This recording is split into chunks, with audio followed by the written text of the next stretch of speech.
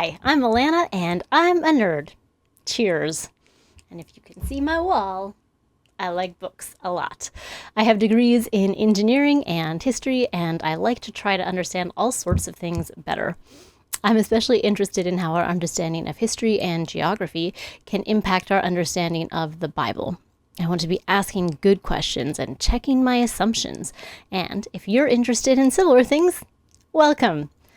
Feel free to subscribe, as I'm hoping to upload videos on this topic fairly regularly. This particular video is going to be on the Gospel of John. Since my church is doing a study on the first 7 chapters of John this fall, it seemed like a relevant place to begin. My schedule hasn't allowed me to actually attend the study, so this is no reflection on them, but I do have time to do some study on my own.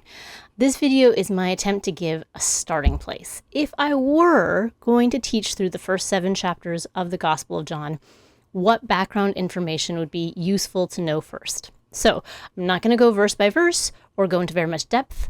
I'm going to look at different types of context and pick places where understanding that type of context can help us to understand the story better.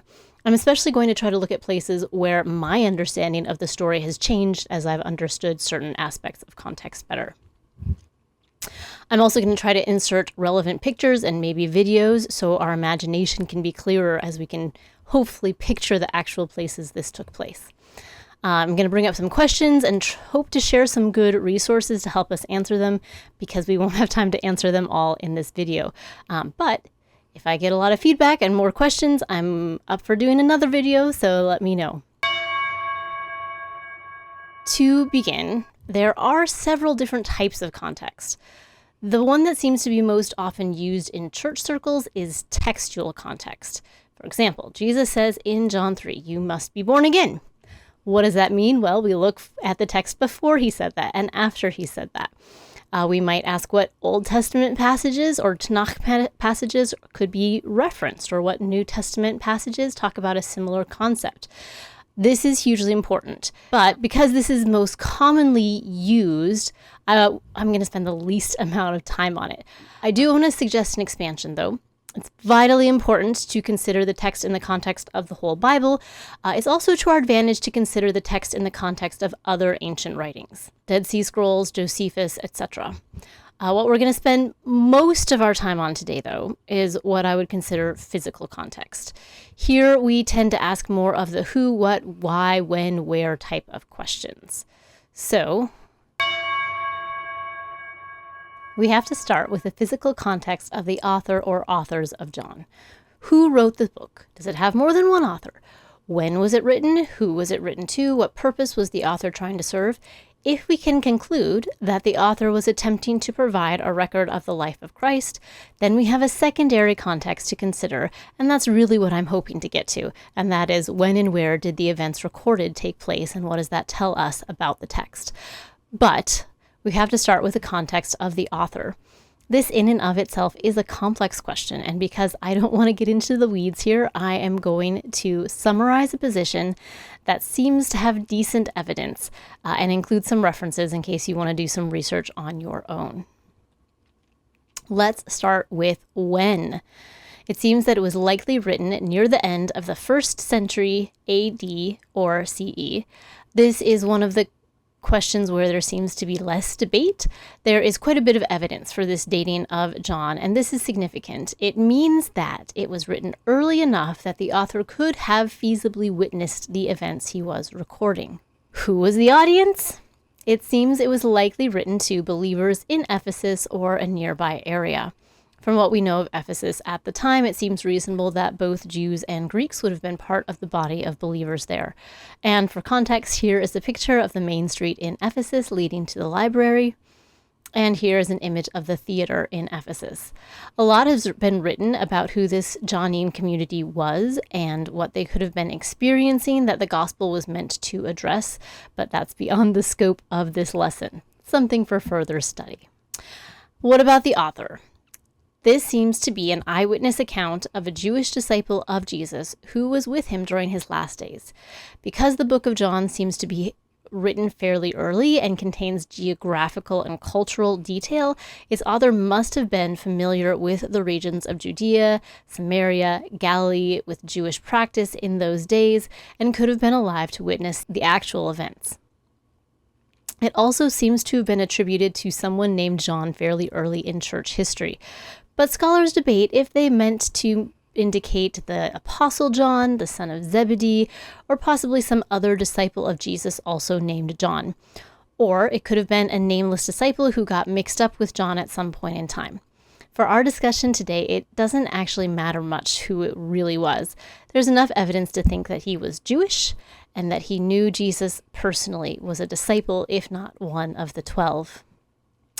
A side note, interestingly enough, tradition says that Mary, the mother of Jesus, was brought to Ephesus by John. I like to think maybe some of her stories and recollections impacted the book. We don't want to build too much on this possibility, but it's fun to think about. What about purpose? Since the date is early enough, and the author seems familiar with Jewish life in the first century, this is feasibly an eyewitness account. In addition, it seems that there is evidence to suggest that the audience would have understood this to be a historical biography, and therefore would have expected a certain degree of accuracy.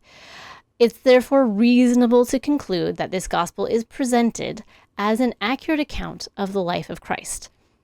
Unlike this painting of the marriage at Cana from 1766, far too late to have been an eyewitness. Everything that we've just talked about seems to apply to most of the book, with the exception of chapter 8 and the woman caught in adultery. Some translations even leave these verses out because they're not included in the earliest manuscripts. It seems quite likely this account was added later. This and a few other aberrations in the text lead some scholars to believe there could have been several authors or editors to this book. However, since we're only focusing on chapters 1 through 7, we won't worry about this right now.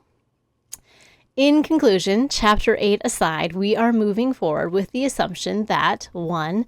The Gospel of John was written by a disciple of Jesus, an eyewitness, with the purpose of giving an accurate account of his life and encouraging belief in his audience, who were believers in Ephesus. This conclusion allows us to move on to consider the secondary context, the context of the life of Christ. There are several aspects of context that I want to consider, and some aspects that I will mostly skip. I think it's helpful to think of context in terms of textual versus physical context and implicit versus explicit context.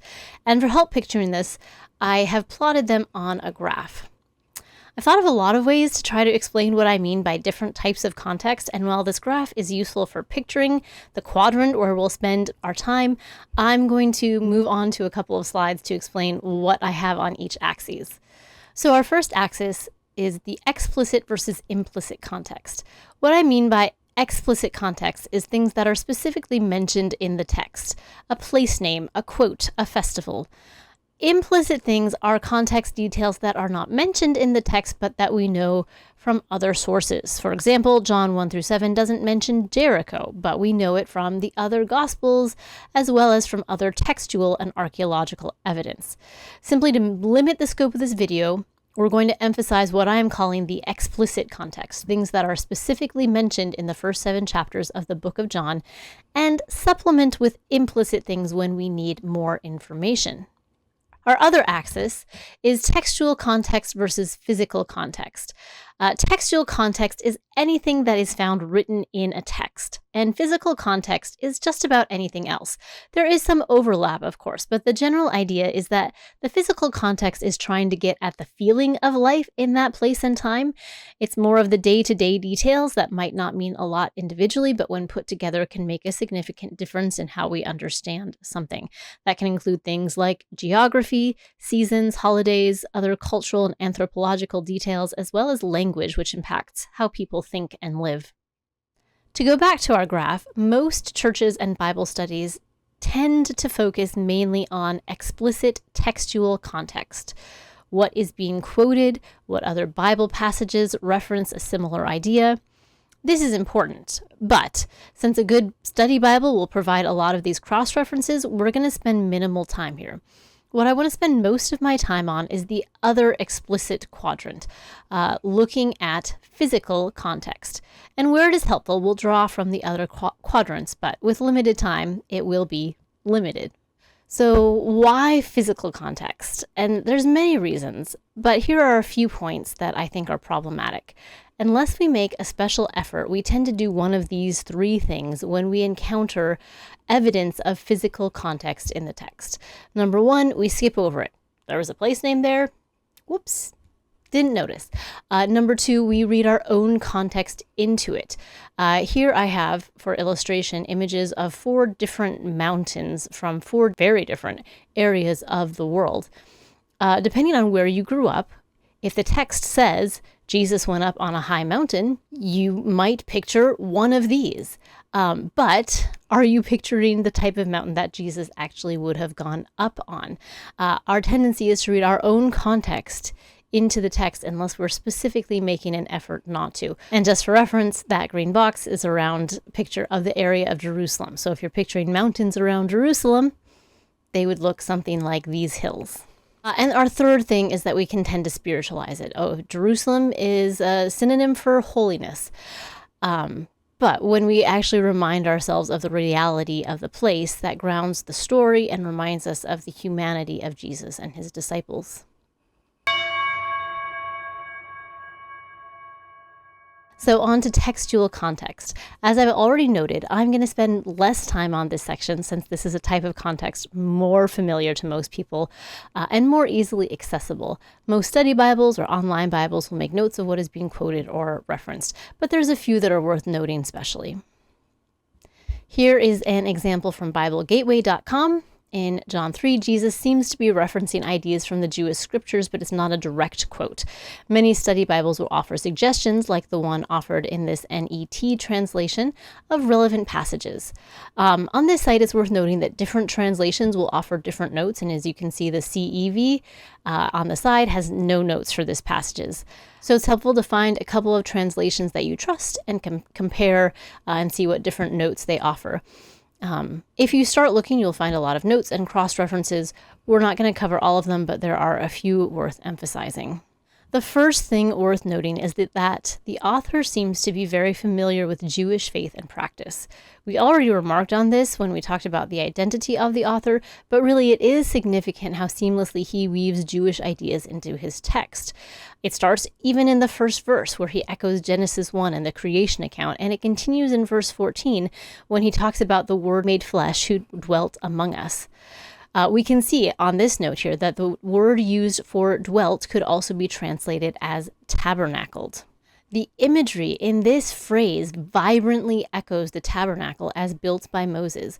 God lived in a tent with his people in the wilderness, and that is the same picture here. Jesus has come to live with his people.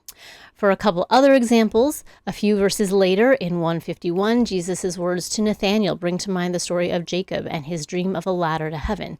In chapter 2, when Jesus overturns the tables in the temple, both Zechariah 12:21 and Psalm 69:9 seem to be referenced. But Moses and the books of Moses seem to have a special significance to the author of John. Moses is referenced by name in 6 passages in the first 7 chapters of John, some with rather lengthy discussions comparing Jesus to Moses. Other references are more obscure, like the reference to the tabernacle in 1:14. Moses was the one who built the tabernacle, so there is a vague reference there.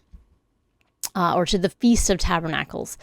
But some of the miracles that Jesus did also directly and indirectly reference Moses. When Jesus feeds the 5,000, we are given a specific comparison to Moses and manna. But when Jesus walks on water in that same section, we can see a possible connection between Moses and the parting of the Red Sea. There are 2 miraculous water crossings here, closely tied to 2 miraculous feedings. It seems like a connection is very possible. There's a lot of room for exploration here, but we're going to leave it with a scratched surface and a note that if we want to understand the Gospel of John well, we might need to spend more time in the books of Moses. Language context, of course, is closely related to textual context. In language context, we can examine the languages used in the account and how specific word choices have significance that might not come through in simple translation. We can also consider how language and culture are intertwined. For this book, it's worth noting that, again, we have a double layer of context to peel back. The gospel seems to have been composed in Greek, but Jesus and his disciples likely spoke mainly Aramaic. And of course, we read it in English. We've already seen one place where the author chose a Greek word to reference a Jewish idea, tabernacle, in John 1:14. This is a great illustration of how language is incredibly powerful and impacts and is impacted by how we think and our way of life.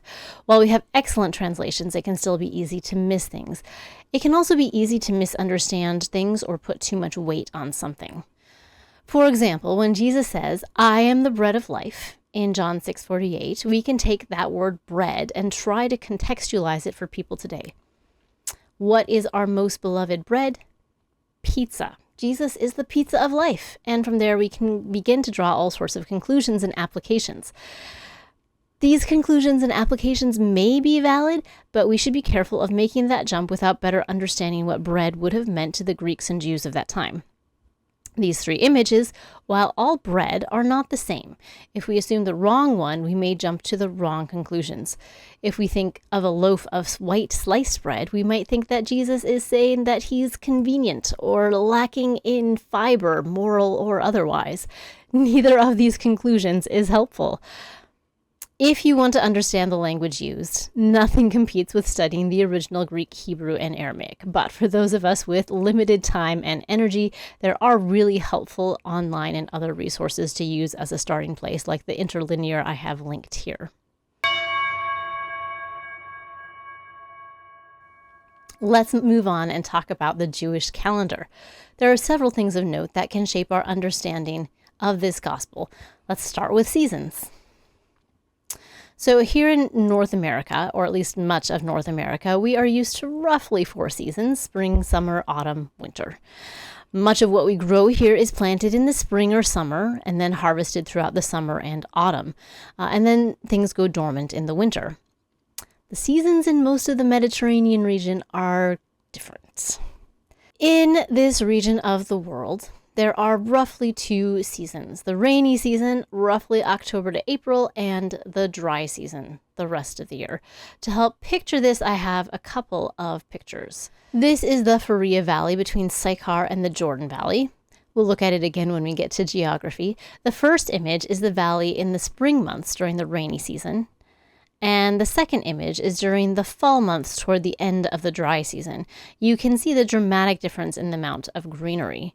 And here are those 2 pictures side by side for further comparison.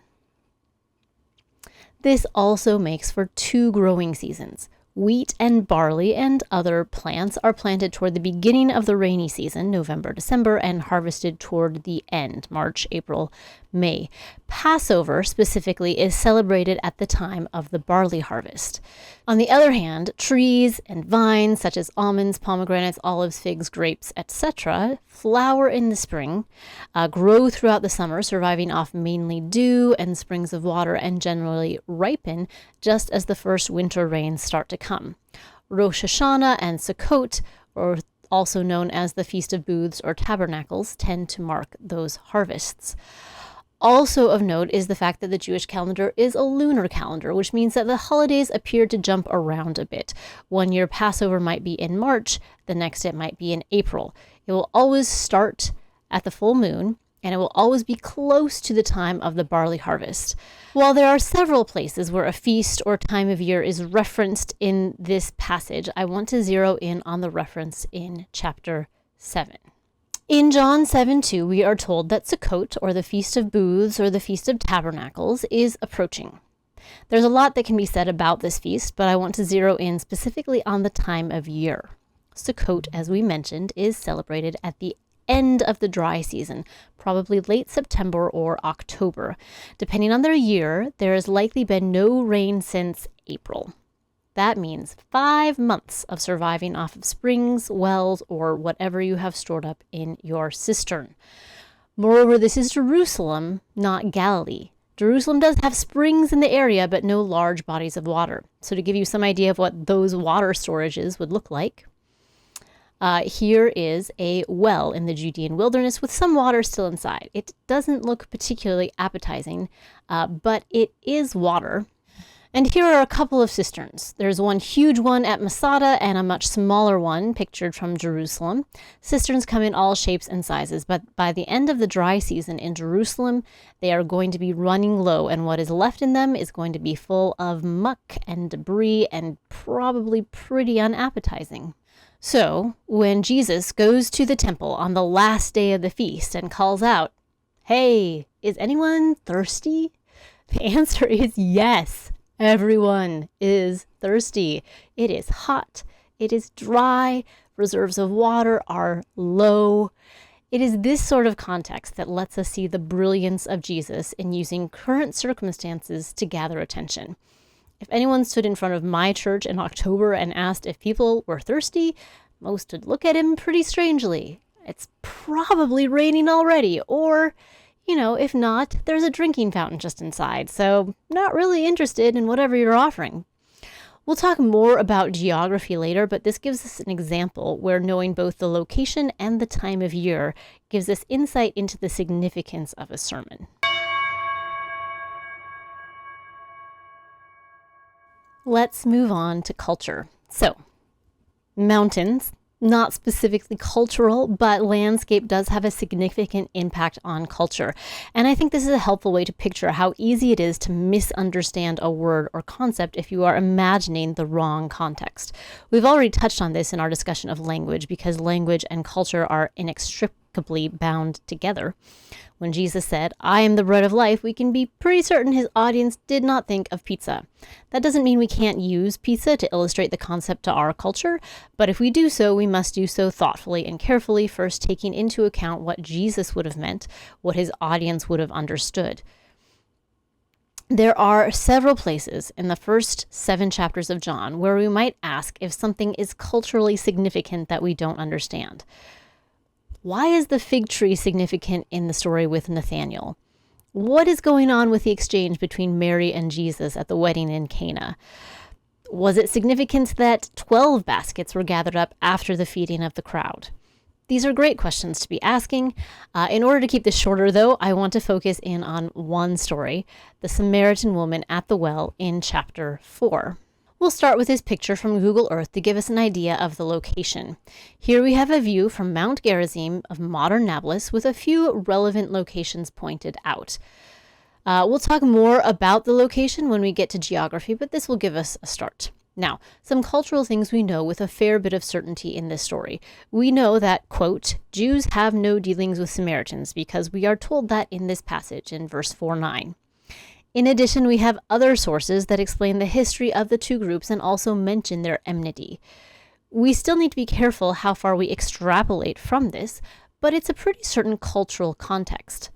The reason I want to talk about this story, though, is that it can be easy to read our own cultural context into a story, even when we are trying to take the original context into account. Just for a little more context, here's another view of the same region. We're not entirely sure of the time of year this took place, but Jesus does make an agricultural reference to, quote, yet 4 months and then comes the harvest. So it's possible that this took place toward the beginning of the rainy season with the wheat recently planted. If so, the landscape would have probably looked somewhere between this picture in the fall and this picture from a slightly different angle in the spring. So let's talk about this story. We'll start with a good question. Why did the woman have 5 husbands? Well, maybe she was just promiscuous. She got fed up with one guy and moved on to the next, like that one actress who's been married like half a dozen times. The thing is, that's not the only possible answer. What's another possibility? Maybe her husbands kept dying. Maybe through levirate marriage practices, she was married off to the nearest relative after the death of a spouse. Maybe she was barren and her husbands kept divorcing her. Maybe the man she currently lives with is actually a brother or other male relative because she had nowhere else to go. What we do have evidence of is that women lacked legal standing in the day, which makes these solutions actually far more likely than the idea that she just kept leaving her husbands because she wanted to. It is, in fact, quite unlikely that she had much choice. We can continue on with other good questions. Is it significant that she's alone? Is the time of day significant? Many commentaries have assumed that she's alone in the middle of the day because she's an outcast because of her promiscuous behavior. But if they are wrong about her promiscuity, maybe they are also wrong about the reason why she's alone. Are there alternative possibilities? In an attempt, again, to keep this short, I will close with 4 thoughts. Number 1, it is important to recognize that our culture is not the one this book is written in or to, and therefore we should be very willing to ask questions, especially when things don't make sense, but also sometimes when we think they do make sense. Number 2, it's also important to hold things loosely. It is possible that tomorrow we will uncover a clay tablet that outlines a divorce agreement, and we'll have more information to bring to our understanding of these texts. We may have to admit we were wrong, and that's okay. It's also worth noting that changing our understanding of the woman doesn't hugely impact our understanding of the character of Jesus revealed in this story. It may impact if and how we see ourselves in the story, though, and that's still significant. Changing our understanding of the culture and other background information should have usually small but significant impacts on how we understand the stories. And lastly, if you're interested in answering some of these questions or learning more about the details in this passage, I have to credit Lynn Cohick for changing my understanding of the passage. I'll try to give some links to her and other related resources for further reading. We're going to move on briefly to physical remains. These are the sorts of things that we would find in archaeological digs. Archaeology can offer helpful insight to Bible times in various different ways. We'll talk about some of this when we talk about geography and how archaeology helps in identifying city locations, but it can also offer insight in terms of what I'm going to call physical culture. One great example of this is the miracle Jesus performs at the wedding in Cana. The author does a great job of giving us some detail, and I quote, "Now there were 6 stone water pots set there for the Jewish custom of purification, containing 20 or 30 gallons each." It's fun to know that some stone pots have been found fitting this description from around the right time, and there's other textual confirmations that Jews use stone vessels for purification. It's worth knowing that archaeological finds never prove the Bible, but they can offer confirmation to the accuracy of the text or to the accuracy of our understanding of the text. The existence of stone jars gives us confidence that the author of John was familiar with Jewish customs and thus referencing something that could have actually happened. It gives us a better idea of how much work the servants may have had to do in order to fill these jars as Jesus asked. Last but not least, we're going to talk about geography. I love geography, so I don't need a reason to want to plot places on maps or make guesses on routes or ponder how the seasons impacted travel. But I realize this is not true of everyone, so let me give a few reasons why we might consider location place names on a map when we study a portion of the Bible. First off, we should consider them because the author of the book thought they were important enough to write down. The Gospel of John seems to be a carefully constructed work with specific things chosen to feature in it. If one of those things chosen to be included is place names, we should probably pay attention. Second, these places help ground the narrative in reality. I count over 20 references to location or geography of some sort in the first 7 chapters of John alone. The places mentioned are actual places. We know where most of them are. And from the way the author mentions them, it seems he also knew where they were. It is at least partially these references that make it clear that whoever wrote the book was familiar with life in first century Judea and Galilee and wasn't just making stuff up or using Jerusalem as an allegory. If we want to allegorize the story, we have to do some violence to the way the text treats places. Third, Places give us context clues. As we've seen, sometimes the location of a sermon is significant and can give us some insight, like when Jesus' sermon in John 7 is in Jerusalem. It would not have had the same impact in Capernaum near a large body of water. When combined with other information, it can also give us a sense of what else was happening. What sorts of people were around, what was the weather, what was happening politically or socially at the time. Sometimes knowing these things can change the impact of a passage significantly.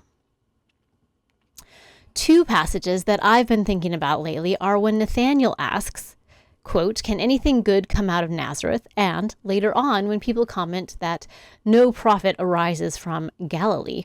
These are both cultural and geographical statements. What did they mean? What about Nazareth and Galilee caused people to doubt that Jesus could be from God?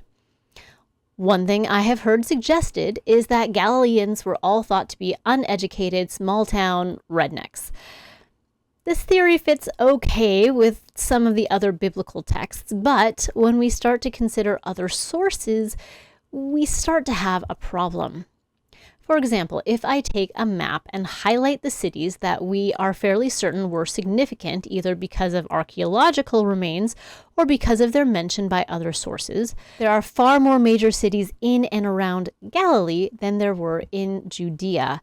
There are far more important routes that pass through Galilee than pass through Jerusalem.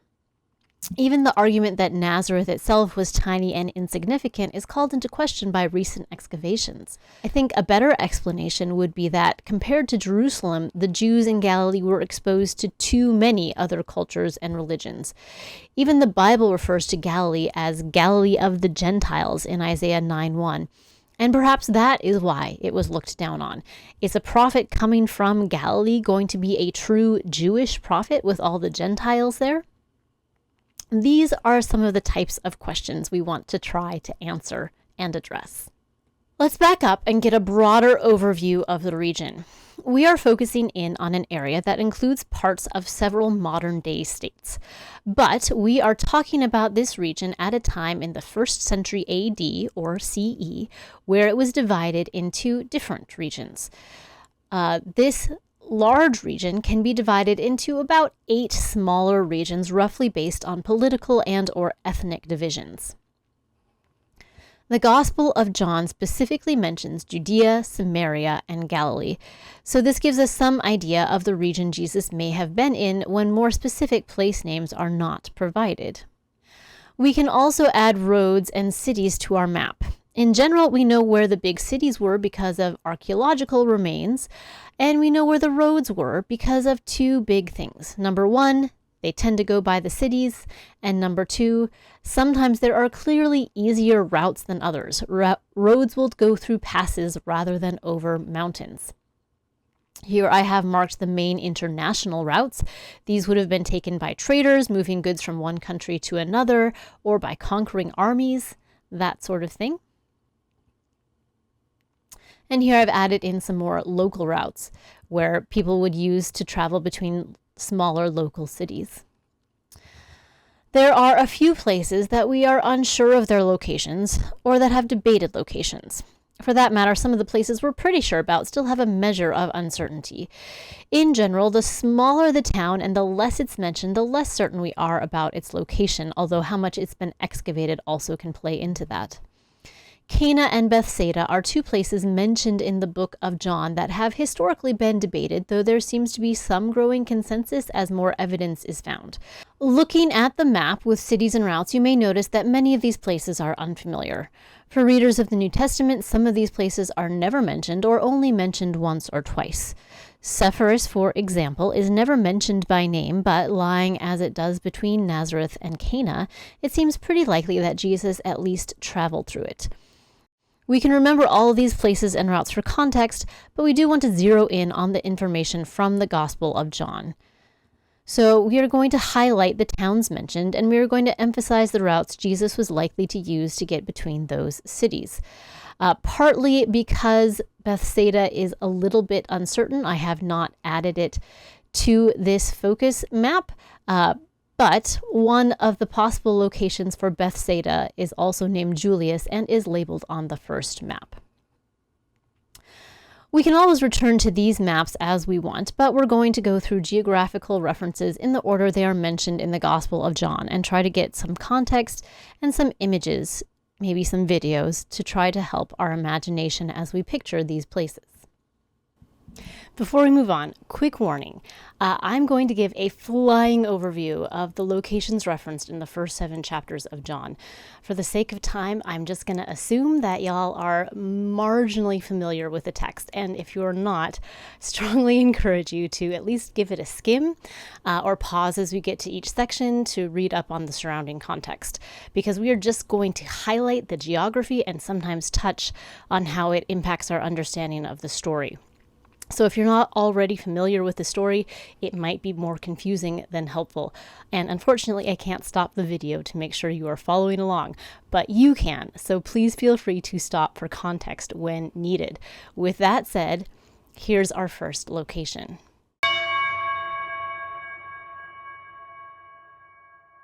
We start with John the Baptist in a location called Bethany beyond the Jordan. This location seems to be only mentioned in the Gospel of John, which makes it a little difficult to locate.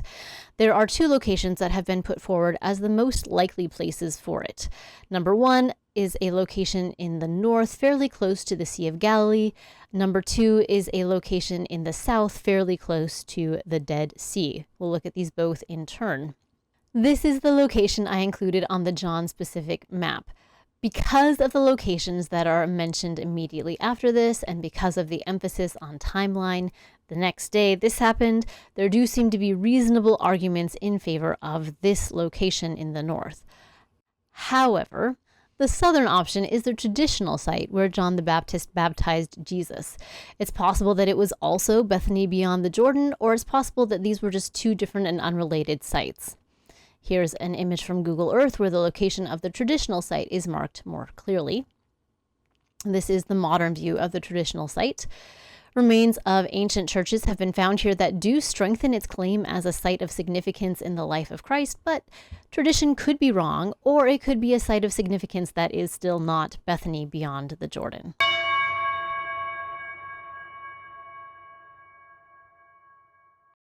Our next set of locations I'm going to group together because they are all mentioned close together, and while it's clear that Jesus visits all of these places at various times in his life, he may not visit them all in this particular passage.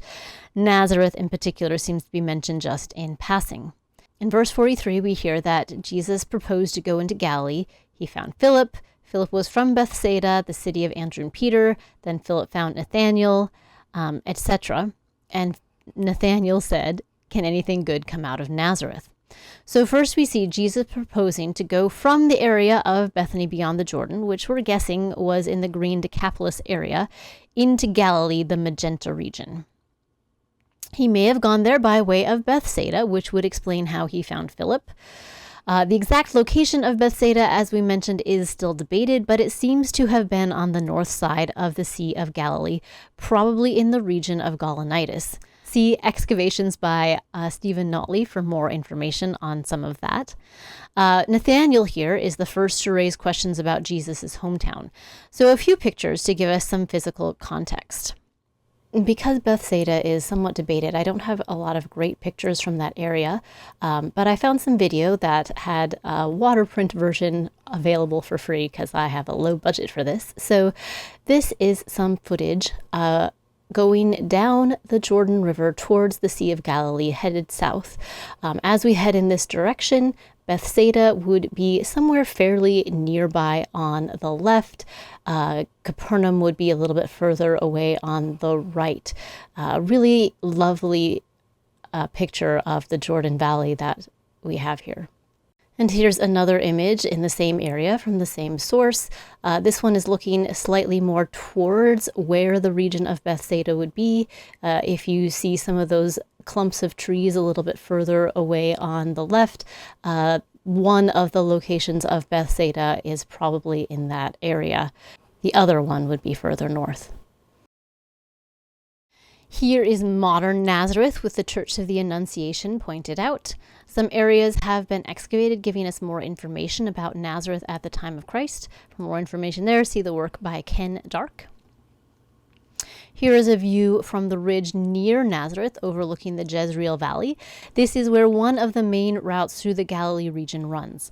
This is called Lower Galilee, with more open valleys and lower hills and the very recognizable cone shape of Mount Tabor. Again, if you're picturing Jesus going up on a mountain, maybe this was the sort of mountain that he went up on. Moving to another part of Galilee and our third location, Jesus heads to Cana of Galilee for a wedding. There are several suggestions for the location of Cana, but the location of Khirbet Kana seems to be the most likely one. This is a view of that place from Sepphoris. Here's another angle on Khirbet Kana from the opposite side. And here's a view from Cana overlooking the Beit Netofa Valley near the time of Passover. The rainy season is drawing to the end. Some of the fields appear to have been recently harvested.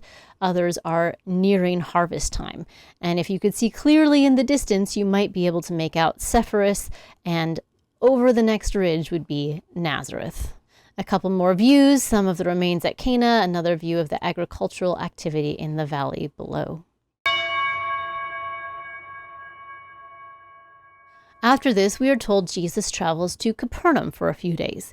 Here is an image of Capernaum from the air. You can see the remains of a synagogue from after the time of Christ, possibly built on top of the synagogue that Jesus would have visited. You can also see the octagonal church built over a house that could have been Peter's house.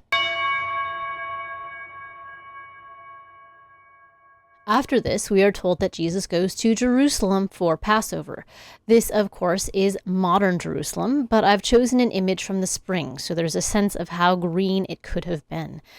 Many of the walls are in roughly the same location that they would have been at the time of Christ. And here's a model at the Israel Museum of what we think Jerusalem would have looked like at that time, with the model of the temple in the center. Both of these views are coming from the direction of the Mount of Olives, east of the city, looking west.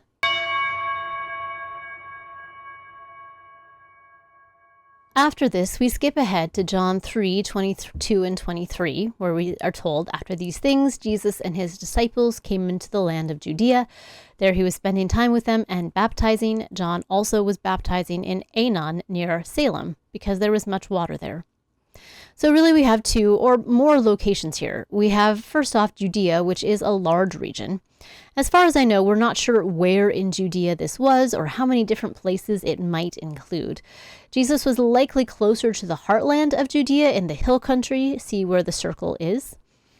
Assuming John placed things chronologically, this would have been after Passover, when the rain is stopping and the intermittent streams are drying up. If they are baptizing, it has to be somewhere with water, but that could be many places, and I'll give a couple examples. They could have been places like this stream in the Judean wilderness that usually has water year-round, and some pools possibly large enough for baptism. Or they could have been in an area like Sataf, where there are pools and mikvahs that have been built up.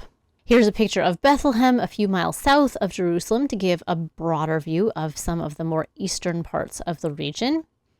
And here's another view toward Bethlehem from even further east. Harder to find water here than if you move to the west, but still possible. For the second part, with John baptizing in Aenon near Salem, I've seen several suggestions for this as well. Most of them put it further north, probably in the Jordan Valley or in a valley just off the Jordan like the Faria Valley in the next picture. The Salem referred to was possibly near Sychar, so perhaps John the Baptist was baptizing in a valley near there, like this Faria Valley between Sychar and the Jordan Valley. It's worth noting that Aenon just means springs, so it could have been just about anywhere there were enough springs to provide water for baptism. So back to our map, we are told that Jesus leaves Judea and heads to Galilee, but he, quote, had to pass through Samaria. A lot of people have made a big deal about the words had to, and there are at least a couple of possibilities. First off, geographically, the route from Judea to Galilee is shortest through Samaria. It's possible to avoid, but if you're in a hurry, it's probably the fastest and easiest route with fewer dramatic changes in elevation. But second, some people would argue that the Jews would have normally avoided Samaria, but Jesus chose to go this way because he had a divine appointment with the Samaritan woman. The case for the first part seems weak based on other sources. It seems like Jews regularly traveled through Samaria, but from the way Jesus talks, it seems like this encounter was not unexpected to him. So it's possible that he chose this route with some sense of that divine appointment. Possibly both are true. So we are told in verse 5, he came to a city of Samaria called Sychar, near the parcel of ground that Jacob gave to his son Joseph, and Jacob's well was there. So Jesus, being wearied from his journey, was sitting thus by the well. Here again is our view from Mount Gerizim, looking on modern Nablus. We can see Tel Balata, which is probably the location of ancient Shechem. We are not entirely sure where Sychar was, but it seems to be in this general area, possibly near the base of Mount Ebal, roughly where the arrow points. The traditional location of Jacob's well has a church built over it, see the arrow. We're not positive that this was the well dug by Jacob, but wells are too important to lose. This location has been inhabited for centuries, and it wouldn't be surprising to have the same well used the whole time. There is a well in the church, and it has been used for a long time. So, was it Jacob's well? Maybe. Here we have two pictures of the well, one within the modern church, and one from when the well was still in use by the inhabitants of the area. A few more images to add context. This is the view standing on Tel Balata, looking toward Mount Gerizim, where the Samaritan temple had stood. It had been destroyed over 100 years before this conversation between Jesus and the Samaritan woman took place, and it was destroyed by Jewish forces, thus doubtless contributing to some of the enmity between the two people groups. And here are the remains of that Samaritan temple near the top of Mount Gerizim, that the woman references in verse 20 when she said, "Our fathers worshipped in this mountain, and you people say that in Jerusalem is the place where men ought to worship." From Samaria, Jesus went back to the region of Galilee, specifically to Cana. While in Cana, he is visited by a royal official from Capernaum, whose son was sick, and Jesus tells him, "Go, your son lives." He heads back to Capernaum and is met on the way by messengers confirming what Jesus has said. I pull up the map to remind us that we know that the distance between Cana and Capernaum was roughly that of a day's journey, so it makes sense that the ruler had gotten about halfway home before he was met with people coming the other direction to tell him that his son had been made well.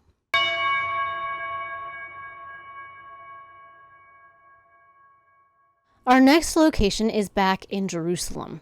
Specifically, we are told in Jerusalem by the sheep gate is a pool, which is called in Hebrew Bethesda, having 5 porticos.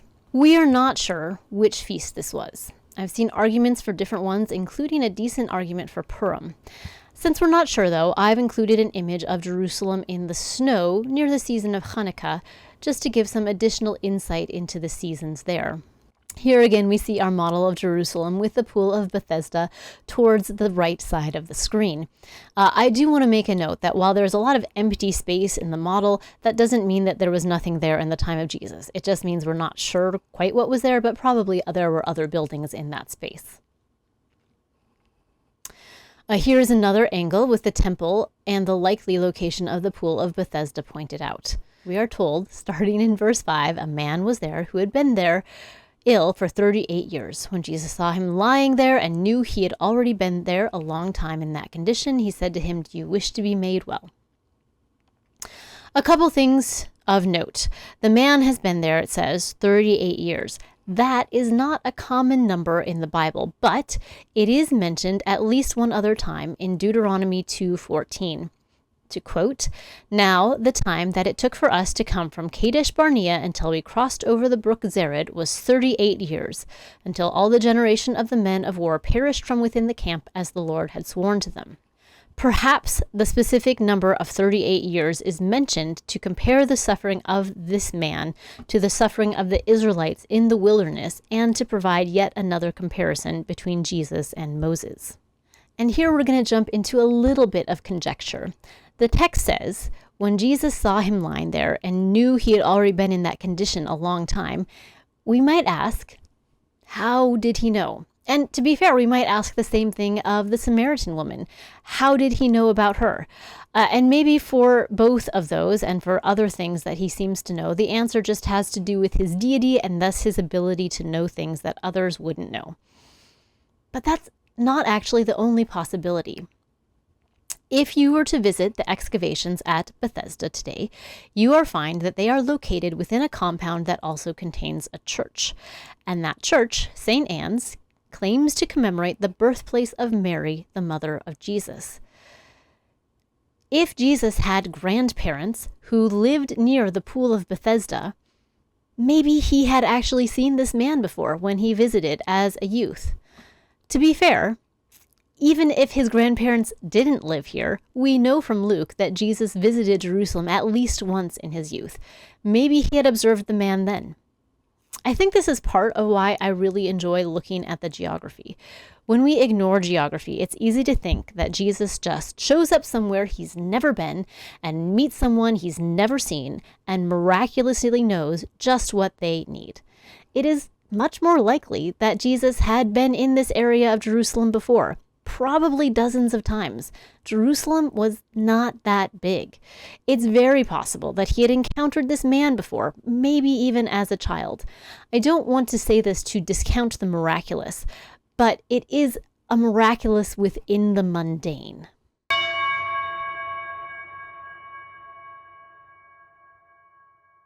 Chapter 6 starts with some geographical confusion. The previous chapters seem to be all in Jerusalem, but suddenly not only are we in Galilee, but we're heading to the other side of the sea. Which side were we on? Because of this geographical confusion, some have suggested that this chapter was rearranged from its original order, or some other editing was done to the text. That said, this is the view from Mount Arbel looking across the plain of Gennesaret. Possibly this is the mountain that Jesus went up on in this passage, but it could have been one of the other hills, probably on this side of the sea, though.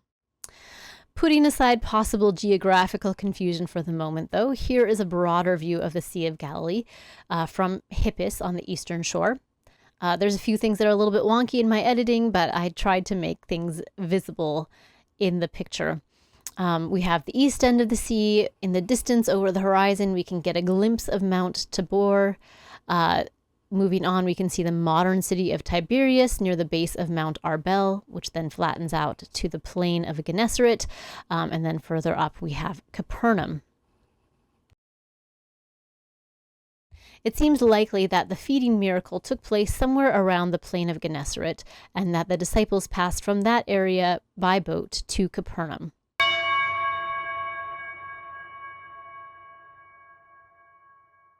Here is a historic image of boats on the sea near Tiberias. These are likely fairly similar to the boats used in Jesus's day. And this relates to the section in verse 23. There came other small boats from Tiberias near the place where they ate the bread after the Lord had given thanks. So when the crowd saw that Jesus was not there, nor his disciples, they themselves got into the small boats and came to Capernaum, seeking Jesus. To look again at our map, the miracle occurred probably somewhere within that orange circle. Jesus and his disciples crossed from that area by water to Capernaum and are eventually followed there by at least some of the crowd, and then he teaches them in the synagogue. We are told in verse 59, these things he said in the synagogue as he taught in Capernaum. The white building here on the left is the remains of a synagogue that dates to after the time of Christ. But it is built on top of an older building that may have been the synagogue that Jesus taught in.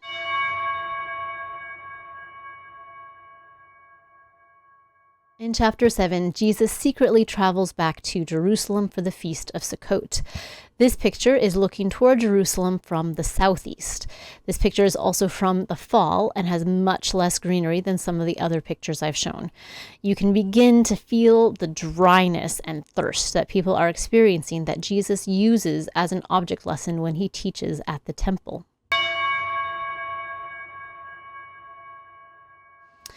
To conclude this section, we'll return to these maps. hopefully as you look at them again, you have a better sense of what each labeled place looks like, and thus a better understanding of the physical context of Jesus. And as we conclude this video, hopefully you have more ideas of what sorts of questions to ask and where to look for answers. As we conclude this video, if I have raised more questions than I have answered, that is a good thing.